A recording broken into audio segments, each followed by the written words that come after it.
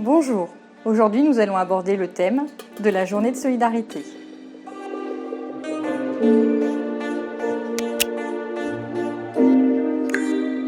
Concrètement, la journée de solidarité, c'est quoi ?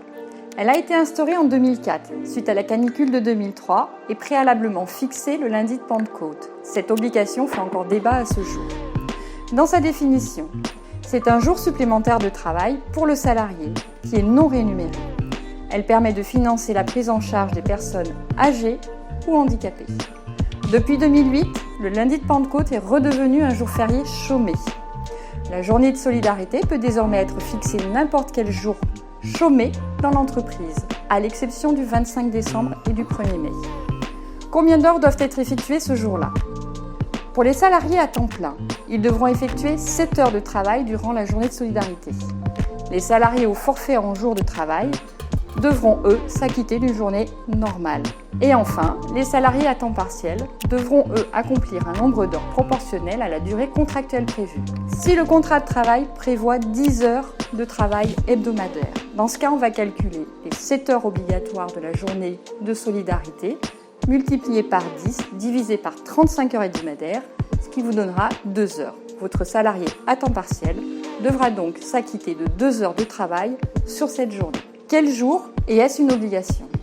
Si votre convention collective est muette, dans ce cas, vous devez définir le jour choisi pour accomplir cette journée par accord d'entreprise ou d'établissement.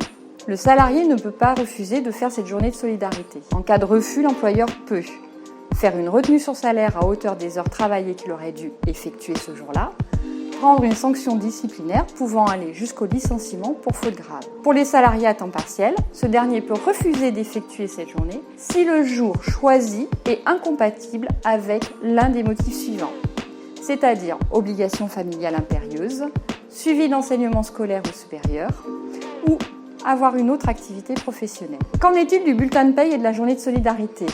En paye, l'acquittement de cette obligation se traduit par soit la perte d'un jour de RTT ou de repos, soit par 7 heures de travail supplémentaires non rémunérées pouvant être fractionnées. Dans tous les cas, la journée de solidarité ne doit pas obligatoirement être mentionnée sur le bulletin de paye. Cependant, il est recommandé d'indiquer la date à laquelle elle a été faite, ce qui est important en cas de contrôle, notamment contrôle URSSAF. De plus, en cas de changement d'employeur en cours d'année, le salarié peut prouver qu'il s'est acquitté de cette obligation chez son nouvel employeur. Vous souhaitez plus de renseignements sur la journée de solidarité ? N'hésitez pas à prendre contact avec nous. Nous vous prendrons plaisir à vous accompagner et à vous conseiller sur les démarches à faire. Je vous dis à très bientôt et n'hésitez surtout pas à vous abonner à notre chaîne YouTube.